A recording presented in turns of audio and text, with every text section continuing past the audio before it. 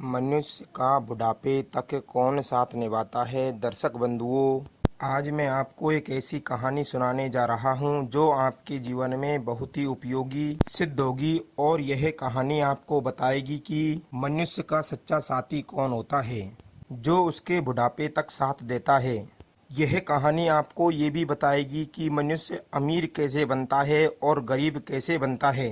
तो ध्यान को एकाग्र करके आइए सुनते हैं यह अनमोल कहानी। दर्शक बंधुओं, आप सभी से निवेदन करता हूं कि वीडियो को अंत में बीच में छोड़ कर के ना जाएं। आधी अधूरी जानकारी बहुत ही खतरनाक होती है, उससे समय की भी बर्बादी होती है और काम की बातें भी छूट जाती है। तो चलिए बने रहिए हमारे साथ इस वीडियो में, वीडियो के समाप्त होने तक। मित्रों, पुराने जमाने की बात है। एक बार एक राजा जंगल में शिकार खेलने के लिए गया हुआ था। अचानक राजा जंगल में रास्ता बैंड गया था। अचानक जंगल में राजा रास्ता बिछुड़ गया और वो अपने सैनिकों से भी बिछुड़ गया था। अब तो रास्ता खोजते खोजते उसे शाम हो गई। उधर आसमान में काले काले घनघोर बादल चढ़ाए थे और बिजली के साथ तेज पानी भी गिरने लगा था। चारों तरफ की दिशाएं सूझ नहीं रही थी कि आखिर किधर की ओर जाएं। राजा बिना अनुमान लगाए हुए ही चला जा रहा था। अब तो उसे चलते चलते पूरी रात निकल गई और वो दिन निकलते ही एक गांव में जा लगा। वो भूख और प्यास से और थकावट से बहुत ही ज़्यादा व्याकुल हो रहा था। उसने देखा कि गांव के किनारे 3 छोटे छोटे बालक खेल रहे हैं। उन तीनों बालकों में अच्छी दोस्ती थी। राजा ने अपनी भूख प्यास का हाल उन तीनों बालकों से कहा कि हे बच्चों, मैं बहुत ही ज़्यादा भूखा हूँ, क्या तुम मेरे लिए कुछ खाने को ला सकते हो। बालकों ने कहा, हाँ, हम अभी तुमको अपने घर से रोटी ला कर दे देते हैं, तुम थोड़ी देर यहीं पर ठहरो। इतना कह करके वे बालक चले गए और थोड़ी देर बाद उन बालकों में से कोई रोटी लाया, कोई दूध लाया, कोई सत्तू लाया। राजा ने पेट भर के भोजन किया। अब उसकी सारी की सारी बेचैनी समाप्त हो चुकी थी। राजा ने कहा कि बच्चों, आपने मुझे भोजन खिला करके ऋणी बना दिया है। मैं एक राजा हूँ और राजा होने के नाते आपको कुछ देना चाहता हूँ। बताओ तुम्हें मुझसे अपने लिए क्या चाहिए। तुम जो भी मांगोगे मैं तुम्हारी मांग पूरी अवश्य जरूर करूँगा। दर्शक बंधुओं, बच्चों ने देखा कि यह सचमुच में राजा ही है और यदि राजा जिस पर प्रसन्न हो जाए तो उसकी सारी गरीबी क्षण मात्र में मिट जाती है। राजा ने कहा कि बच्चों, तुम लोग अपने जीवन में क्या करना चाहते हो, बताओ, मैं तुम तीनों की सहायता करना चाहता हूँ। अब तो राजा की बात सुनकर के वे तीनों बालक सोच विचार करने लगे। काफ़ी देर सोच विचार करने के बाद एक बालक बोला कि महाराज, मेरे पिता बहुत ही ज़्यादा गरीब हैं। मैं कभी दोनों टाइम पेट भर के भोजन नहीं कर पाया हूँ और ना ही ढंग के कपड़े पहनता हूँ, इसलिए आप मुझे अत्यधिक धन दे दो जिससे मैं अच्छा भोजन कर सकूं और अच्छे वस्त्र पहन सकूं। बालक की इस प्रकार की बात को सुनकर के राजा मुस्कुरा गए और कहने लगे कि बेटा, मैं तुम्हें इतना धन दे दूंगा कि तुम जीवन भर सुख से रहोगे। राजा की बात सुनकर के बालक बड़ा ही प्रसन्न होता है। तभी राजा ने दूसरे बालक से पूछा कि तुम हमें से क्या पाना चाहते हो। तब दूसरा बालक कहने लगा कि महाराज, आप मुझे मेरे लिए रहने को एक बड़ा सा घर और घूमने के लिए हाथी घोड़ा दे दीजिए ताकि मैं हर जगह पर घूम फिर सकूं। राजा ने कहा कि जाओ, मैं तुम्हारी इच्छा भी पूरी कर दूंगा। राजा की इस बात को सुनकर के दूसरा बालक भी खुश हो जाता है। अब राजा ने तीसरे बालक से पूछा कि बेटे, तुम्हें मुझसे क्या चाहिए। तो तीसरा बालक अपनी इच्छा बताता है, हे महाराज, ना मुझे धन चाहिए, ना मुझे गाड़ी घोड़ा चाहिए और ना ही मुझे कोई बड़ा सा घर। मैं सिर्फ पढ़ना लिखना चाहता हूँ। आप मुझे कोई ऐसा आशीर्वाद दीजिए कि मैं पढ़ लिख कर के विद्वान बन सकूँ और अपने देश की सेवा कर सकूँ। अब तो तीसरे बालक के मन की इच्छा सुनकर के राजा गदगद हो गया। राजा मन में सोचने लगा कि जिस बालक की सोच अभी से पढ़ लिख कर के विद्वान बनने की और देश सेवा करने की है तो वो निश्चित ही कोई बड़ा काम करेगा।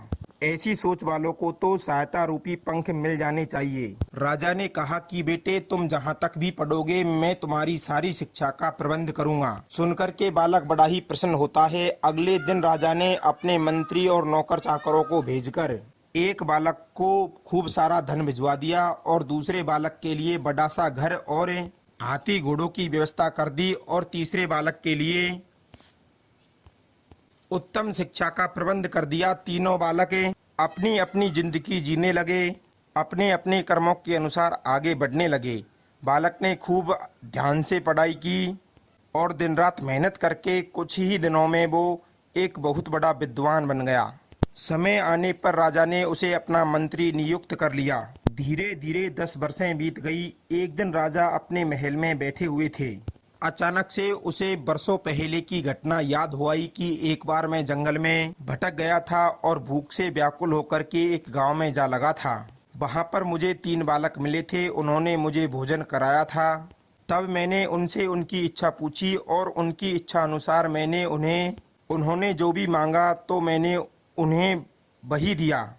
तब से लेकर के अब तक काफ़ी समय बीत चुका है, लेकिन मुझे उनका कोई हाल समाचार नहीं मिला है कि वे इस समय कहाँ पर हैं और किस हाल में है।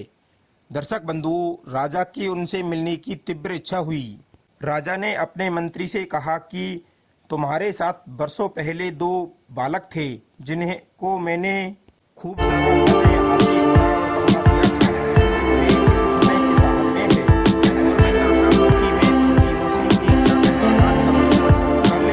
कल खत भिजवा करके अपने उन दोनों मित्रों को भोजन के लिए निमंत्रण दो।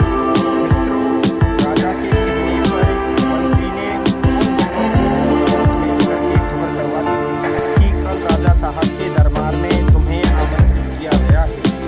अगले दिन वे दोनों राजा से मिलने राजमहल में आए। राजा ने उन्हें देख करके उन दोनों से पूछा कि एक साथ तुम तीनों को देख करके मुझे वर्षों पुरानी घटना की याद आ गई।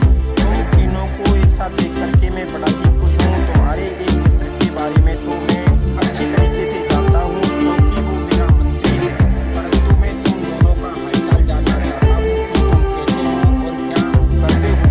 राजा के पूछने पर जिस बालक ने राजा से धन की सहायता मांगी थी, वो दुखी होते हुए कहने लगा कि महाराज, मैंने आपसे धन मांग करके बहुत ही बड़ी गलती कर दी थी। वो मेरे जीवन की सबसे बड़ी भूल थी। मैं ये भूल गया था कि बिना कर्म किए धन ज़्यादा दिन नहीं फेंक सकता। इतनी सारा धन आपसे मांग करके मैं आज से निकम्मा बन गया था। एक साथ इतना सारा धन मांग करके मैंने उन्हें गलत कर्मों में खर्च कर दिया। मेरा बहुत सा धन चोरी हो गया। कुछ दिन बाद मैं फिर से पहले वाली स्थिति में पहुंच गया। जब धन खर्च हो गया, समाप्त हो गया, उसके बाद में समझ में आया कि बसंत के ऋतु में पेड़ में पत्ते नहीं निकले तो इसमें बसंत का क्या दोष है। तीनों दिन में नहीं देख सकता तो इसमें सूर्य को दोषी नहीं ठहराया जाता। चातक के मुंह में वर्षा की बूंद नहीं जाती तो इसमें बादल का क्या दोष है। धन तो आपने खूब दिया था, परंतु मैं उसका सही तरीके से उपयोग नहीं कर पाया तो उसमें आपका क्या दोष है। दर्शक बंधु, अब तो दूसरा बालक कहने लगा कि महाराज, मैंने आपसे हाथी घोड़ा बंगला मांग करके बहुत ही बड़ी गलती कर दी। कुछ दिन तक तो मैं बड़े ही ठाट बाट के साथ उस बंगले में रहा, हाथी घोड़ों की खूब सवारी की, लेकिन थोड़े दिन बाद ही एक ऐसी बाढ़ आई कि मेरे सब सामान बाढ़ में बह गया और मैं फिर से पहले वाली स्थिति पर पहुंच गया। दर्शक बंधु, दोनों का हालचाल जान करके राजा साहब कहने लगे कि हे नौजवानों, इस बात का ध्यान रखना कि धन संपदा हमारे पास हमेशा नहीं रहते, लेकिन आपका ज्ञान, आपकी विद्या, आपका हुनर जीवन भर आपका साथ देता है।